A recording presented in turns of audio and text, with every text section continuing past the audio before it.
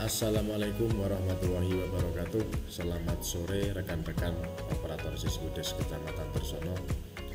Pada kesempatan kali ini sedikit saya akan menjelaskan tentang langkah-langkah untuk menginput saldo awal dan juga langkah untuk menginput penjurnalan silpa atau penyesuaian silpa.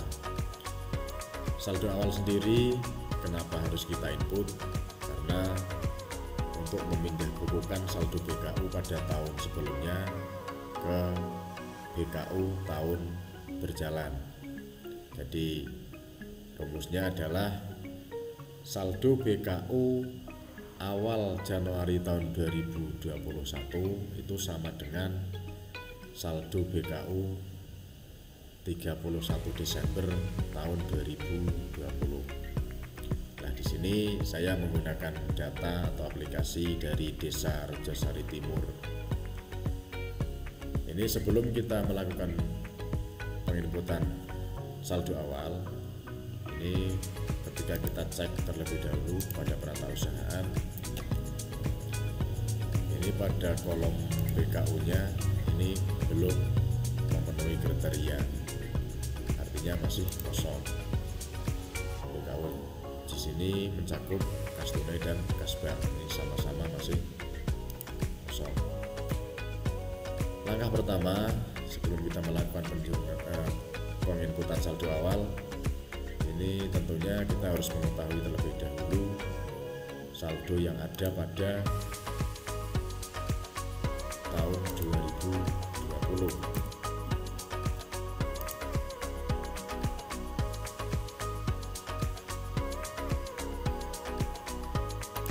Di sini kalau kita lihat ini pada tahun 2020 tutup buku kas per 31 Desember ini terdapat silpa atau saldo 9.432.405 rupiah terdiri dari tunai dan bank.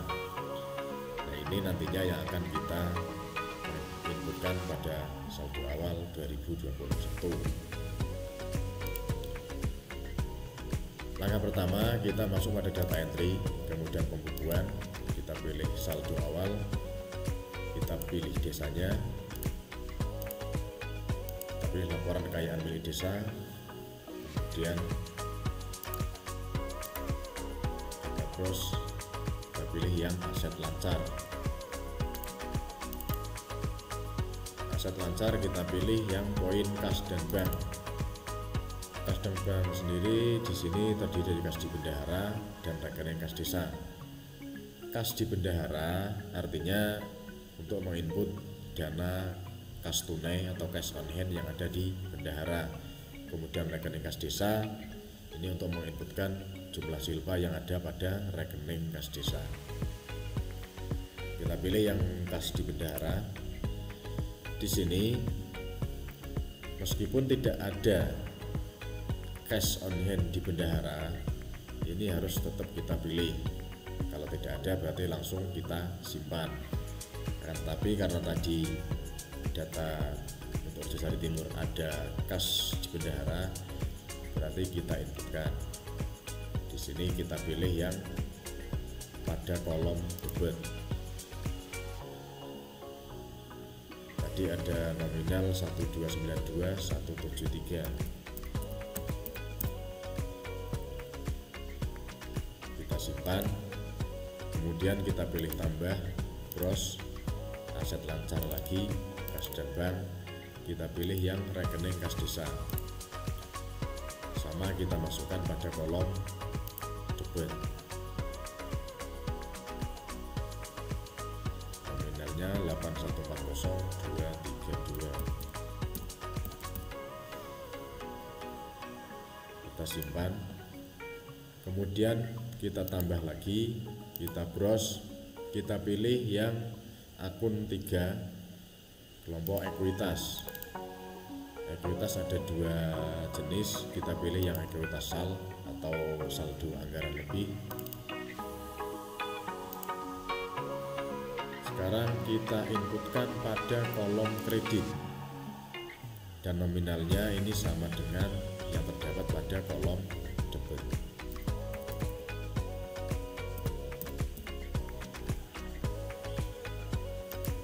simpan. Setelah itu kita bisa cek di laporannya.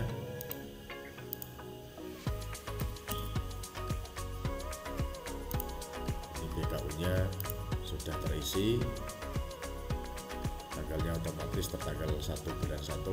Ini sudah ada kas sebesar 9.432.405, dan ini sama persis dengan kas 31 Desember tahun 2020.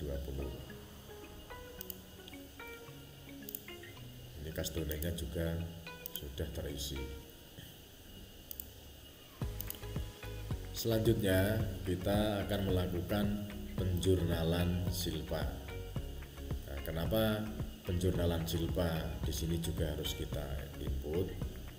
Karena sebelum kita melakukan penjurnalan, manakala kita cetak pada laporan, masuk pada pembukuan, ketika kita milih laporan realisasi APBD sumber 1A atau 1B, itu kita coba kita cetak pada kolom ADD. Nah, di sini terdapat silpa sejumlah 112.000, akan tetapi baru masuk pada kolom anggaran dan belum masuk pada kolom realisasi. Kolom realisasi di sini maksudnya bukan realisasi belanja, karena di kolom pembiayaan. Kalau realisasi belanja ini pada kolom 5, ini di sini.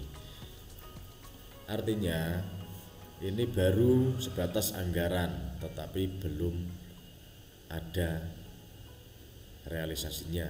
Padahal silpa itu sendiri sudah real ada, baik itu terdapat pada kas di rekening desa maupun di cash on hand pada bendahara.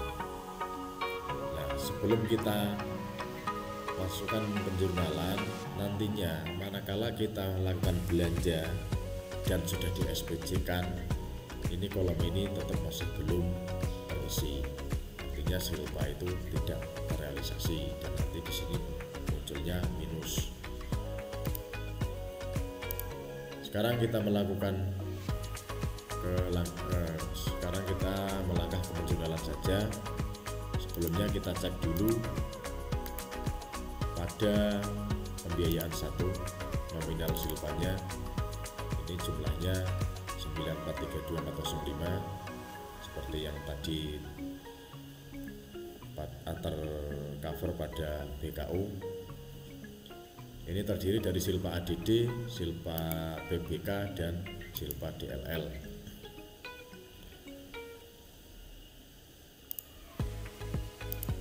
Langsung kita masuk ke penjurnalan. Yang pertama kita pilih data entry, pembukuan. Kita masuk ke penyesuaian, kita pilih jurnal penyesuaian. Di sini kita tambah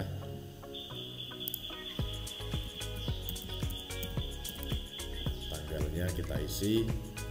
Untuk nomor buktinya, kalau sekarang sudah otomatis, berarti kita tidak perlu menginput, karena pada aplikasi sebelumnya itu masih kosong, kita harus menginput manual. Kita isi uraiannya. Penyesuaiannya monggo disesuaikan bahasanya, yang penting mudah dipahami. Kemudian kita pilih tambah warna merah, kita masuk pada akun LRA-nya. Karena tadi terdapat silpa dari 3 sumber dana, berarti kita pilih per sumbernya. Tadi ada ADD, kita pilih ADD terlebih dahulu. Nominalnya 112.000, kita masukkan pada kolom kredit. Kemudian kita tambah, pilih akun LRA lagi, kita pilih yang di bawahnya yaitu akun DLL. Kita masukkan pada kolom kredit, nominalnya 7320405.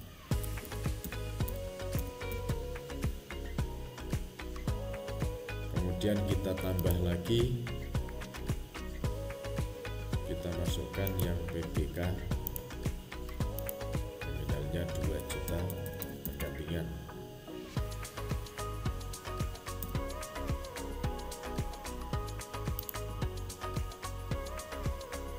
Kemudian kita tambah lagi, kita pilih penyesuaiannya, kita pilih akun neraca.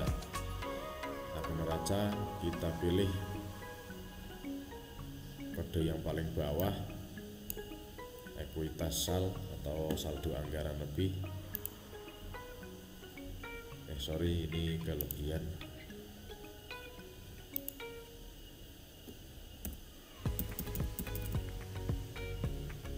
Untuk yang saldo ekuitas sal ini kita masukkan pada kolom debit, nominalnya sama dengan jumlah pada nominal kredit. Ini kita masukkan. Ini harus sama antara debit dengan kredit, karena kalau tidak sama ini tidak bisa disimpan. Setelah ini kita inputkan semua, kita simpan, kemudian kita posting. Kemudian bisa kita cek di laporannya, kita pilih pembukuannya. Ini tadi ada ADD, PBK sama DLL, coba kita cek pada ADD. Dana tersebut sudah masuk pada kolom realisasi, artinya silpa tersebut real ada. Kita cek pada PBK, ini juga sudah masuk pada kolom DLL, ini juga sudah masuk.